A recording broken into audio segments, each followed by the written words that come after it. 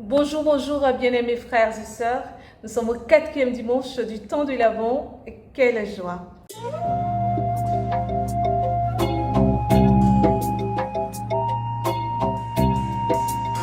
Et les textes de ce dimanche nous invitent à la collaboration avec notre Dieu.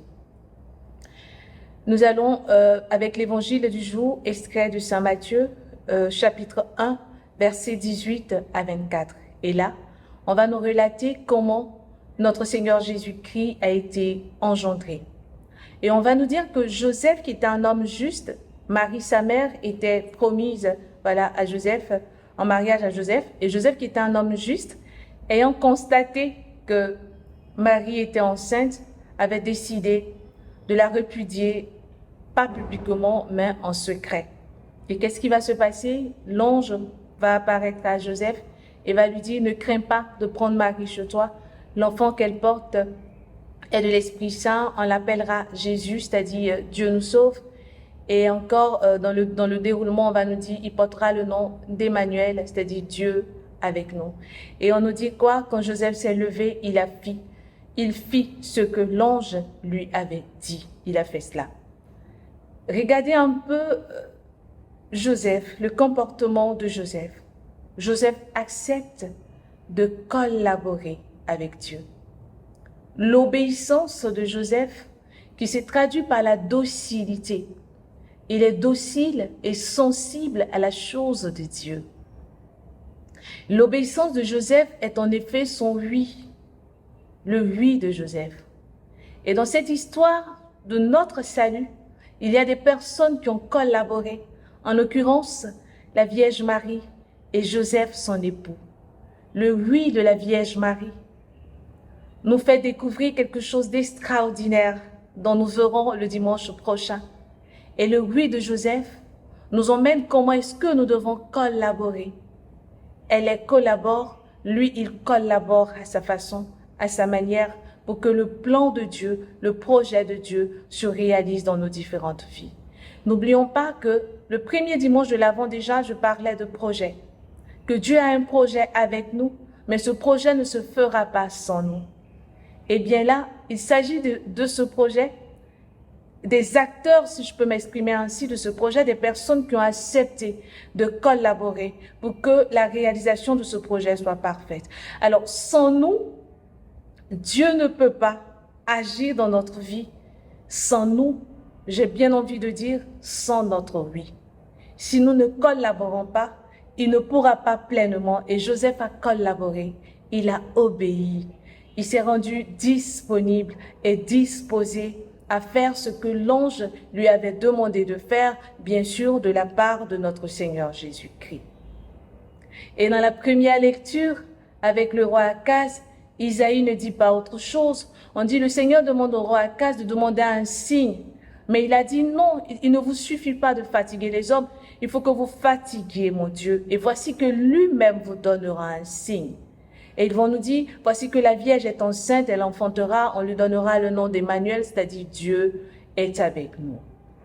Et pourquoi Akaz refuse de collaborer? Il nous arrive des fois, comme Akaz, de ne pas avoir une entière, une totale confiance en notre Seigneur Jésus-Christ. Voyant ses problèmes, voyant qu'il est en difficulté, il n'a pas attendu la voix de Dieu, il n'a pas attendu le signe, il n'a même pas demandé.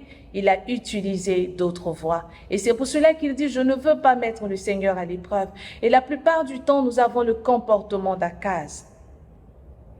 Face à nos difficultés, face à tout ce que nous traversons, face à nos différents déserts, nous préférons emprunter d'autres voies que d'emprunter la voie de notre Seigneur Jésus-Christ. Regardez, frères et sœurs, la Vierge Marie ne savait pas où est-ce que ce oui l'emmènerait.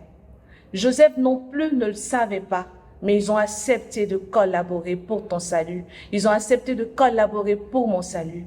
Alors, pour que Noël soit Noël, il faut que tu acceptes de collaborer. Pour que tu puisses l'accueillir pleinement, il faudrait que tu acceptes d'être docile.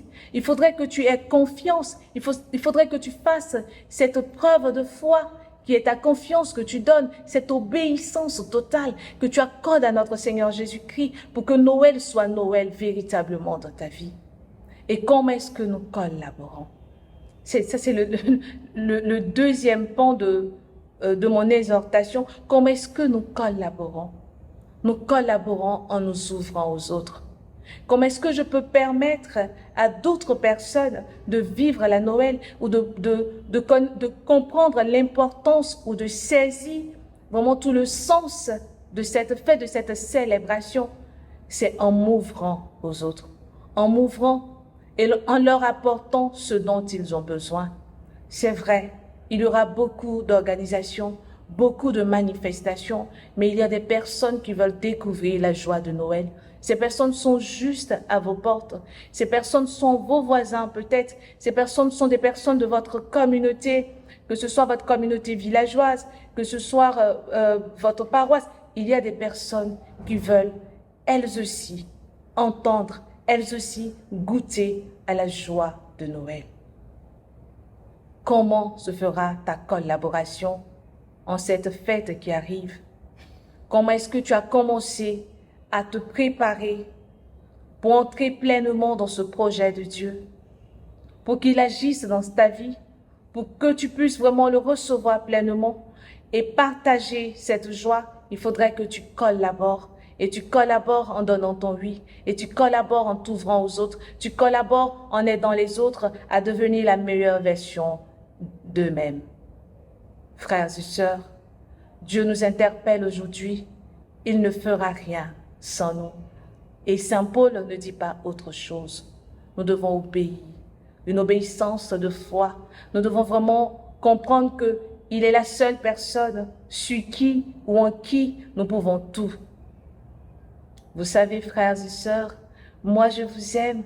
Et dans l'attente de cette joie immense, dans l'attente de la réalisation de ce projet, je vous invite à collaborer pour que Noël arrive dans votre vie.